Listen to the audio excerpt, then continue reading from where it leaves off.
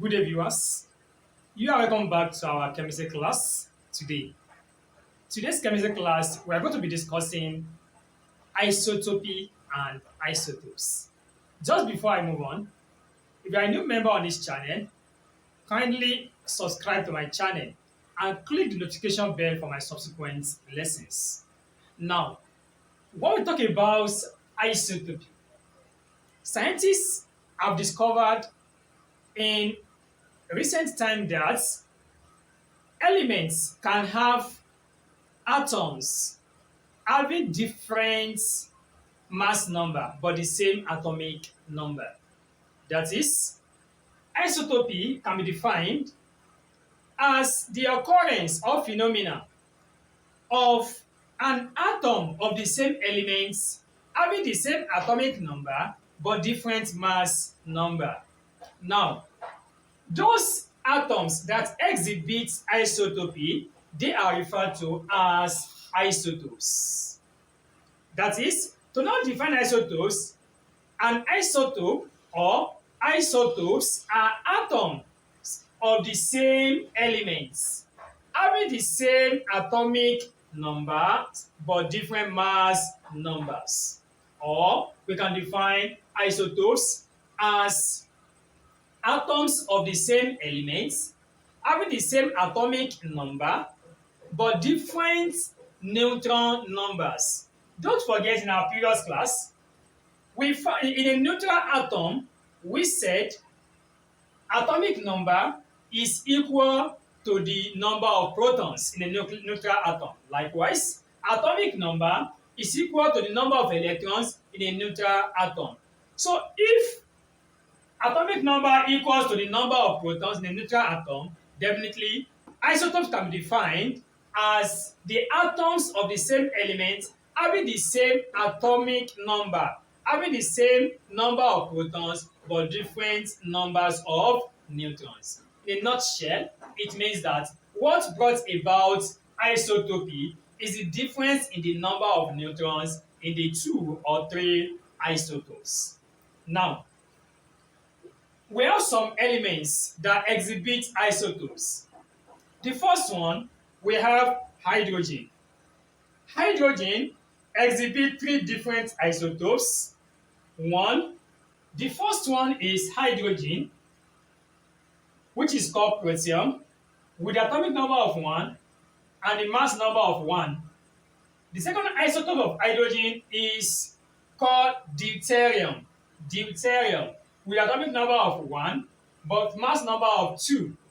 Then the last one is called tritium, with atomic number of 1 and a mass number of 3. These are the isotopes of hydrogen. Also, carbon exhibits 2 isotopes. We have carbon 12 with atomic number of 6, mass number of 12, and we also have carbon 14, atomic number of 6, mass number of 14. Then you can have oxygen. We can have oxygen 16 and 18. We can have sulfur. We have many elements that exhibit different what? Isotopes. The next subheading is going to be concept of relative atomic mass. Now, since elements exhibit different isotopes, so which means that the atomic mass, that's the atomic mass of an element, cannot be easily determined. Instead, we are going to make use of a particular instrument which is used to measure relative atomic mass, and this is called mass spectrometer. Mass spectrometer is an instrument that we use to measure the relative atomic mass of any element. Now, how do we calculate the relative atomic mass of any element? Sometimes this can be measured using atomic mass units, AMU, atomic mass units. Now, the relative atomic mass relative atomic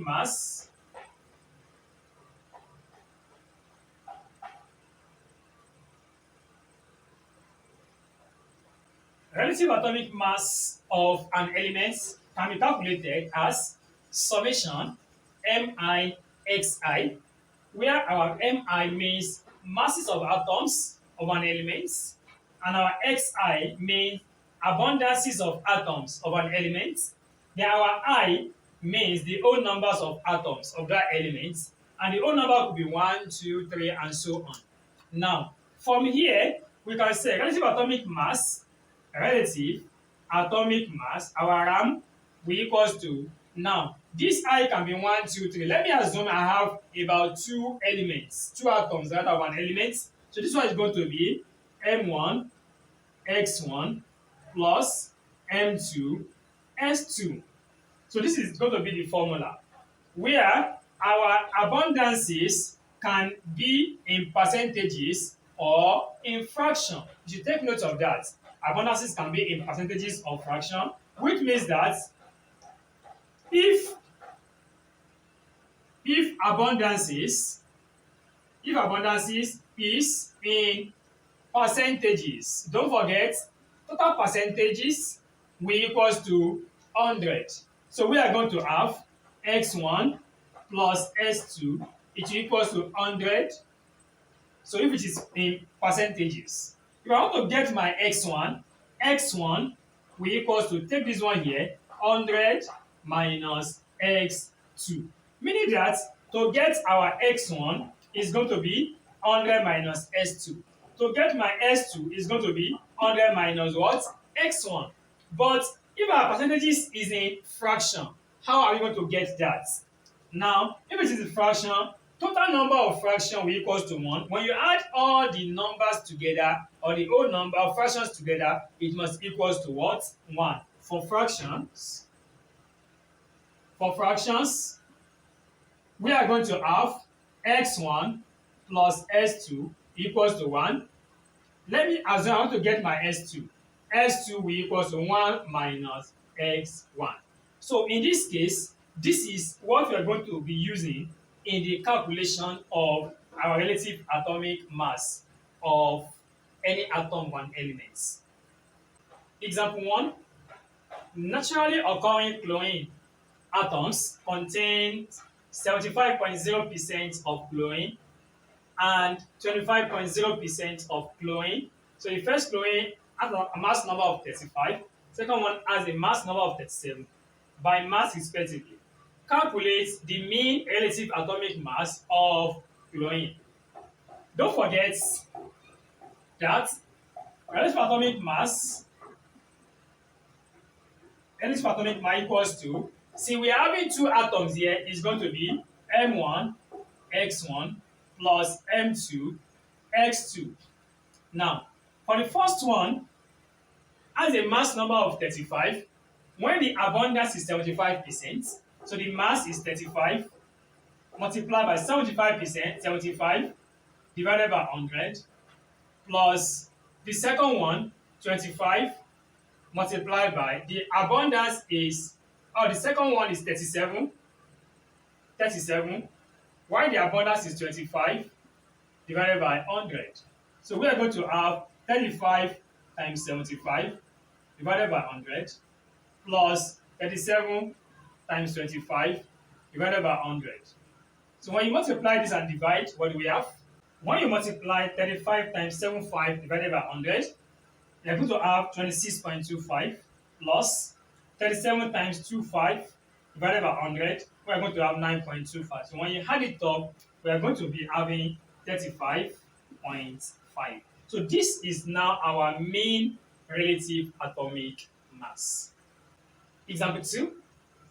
An element has two isotopes, X20 and S22, which occur in the ratio 3:1. Calculate the mean relative atomic mass of X. We shouldn't forget, when talking about ratio in mathematics, we need to find the total number of the ratio first. Now, our ratio is equals to 3:1.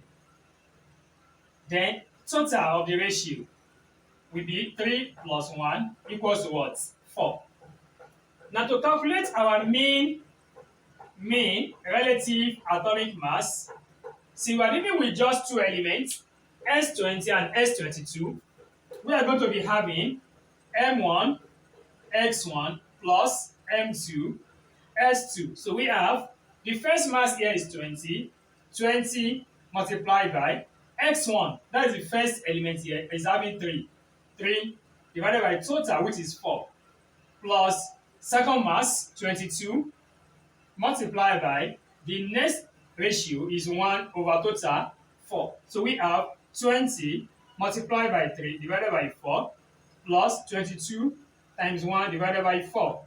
So 4 here and 4 here, we have 5. So we have 15 plus, here we have 2, here we have 11. So 2 here and 1, 2 goes in 11, we have 5.5. So when we add it up, we have what? 20.5. So this is the mean relative atomic mass of this element, what? X. Example 3. An element X with atomic number 29 has two isotopes Y and Z. Isotopes Y and Z have 34 and 38 neutrons respectively. Calculate the question A, mass number of each isotope, and hence write their nuclear symbols. B, percentage abundance of each isotope if the relative atomic mass of element X is 63.5. The first thing to do here, go back to this question, an element X with atomic number 29 has two isotopes. That element S has two isotopes of Y and Z. But the atomic number, your atomic number equals to 29. Okay? Don't forget that atomic number in a neutral atom, it is also equal to the number of proton. If you could recall, number of proton and atomic number in a neutral atom are the same. Fine. Now we now go back and look at this. Isotopes Y and Z have 34 and 38 neutrons. And don't forget that mass number, or what we call atomic mass, equals to protons plus neutrons. Now, for mass number of Y, and our Y, don't forget Y and X, Y and Z have the same atomic number, which is 29 from this question. So your proton is 29 plus, for now mass number of Y, for this Y, the number of neutron is 34. 34. When you add it up, we are going to have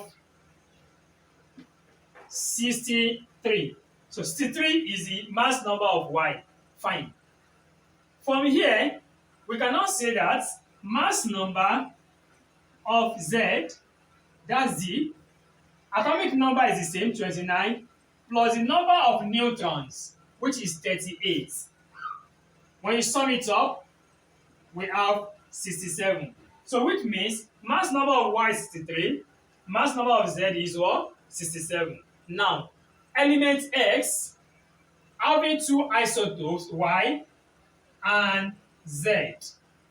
The atomic number of both of them are the same, which is 29 and 29, but the mass number now is 63 and 67. 63 and what? 67. So these are the nuclear symbols of the atoms or the isotopes of element X. Question B, we want to calculate the percentage abundance of each isotope. If the relative atomic mass of element S is given as 3.5. See, if you want to calculate abundance, let the abundances be, let me say, A1 and A2. If you are working in percentages, A1 plus A2 will equals to 100. From here, A1, I can calculate my A1 to be equals to 100 minus A2. Let me call this equation 2, equation 1. So this is what I need. Don't forget that relative atomic mass is equals to M1 X1 plus M2 S2 for two isotopes. Now, if you could recall, The first mass that we got in this question A is 63. 63 multiplied by your first abundance here is our A1. Don't forget A1. Second abundance is A2. Now from this equation, your A1 equals to 100 minus A2. 100 minus A2 divided by 100 plus second mass that we got 67 multiplied by your S2 divided by 100. Oh, sorry, S2 is represented as A2. Now, from here, don't forget you can remove this bracket since we are having two values here. Open bracket and close it. And from this question, you are given the relative atomic mass of element S to be 63.5. So come to this place, put your 63.5. So let me say over 1 here. So from here, what can we do about it? We can make this one to be on a single line, meaning a straight line. The LCM of 100 and 100 is what? It is 100. So let us multiply all the numerator by 100.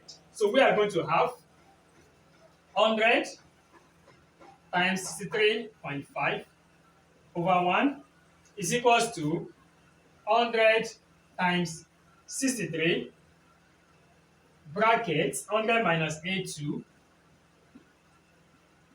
over 100 plus 100 times 67 times A2 over 100. From here, 100 goes in 100, 100 goes in 100. So we're going to 100 times this. We are going to have 6350 is equals to 63 bracket 100 minus A2 plus 67 A2. So we have 6350 equals to this times this 6300 minus 63A2 plus 67A2. So we have, take this one like this, 6350 minus 6300 then is equals to minus 63 plus 67, we are going to have 4A2. Now subtract this one, what do we have? 50 is equals to 4A2. So you divide both sides by this 4. 4 here, 1. 4 goes in 50. So our A2 gives 12.5. So the values of A2 is 12.5. That's the abundance. Now I want to get the abundance of A1. Now, from equation 2, A1 is equals to 100 minus A2. So A1 will now equals to 100 minus A2 is 12.5. So A1 equals to 87.5. So percentage abundances of X are 87.5% and 12.5%. So when you sum both up, you are going to have 100%. So this is how to go about the calculation of relative atomic mass under isotopes and isotopy. So if you are a new member on this channel and you find this lesson very interesting, kindly subscribe to my channel, comment and share to other learners in order to benefit from this great channel. Thank you very much. I see you in the next class.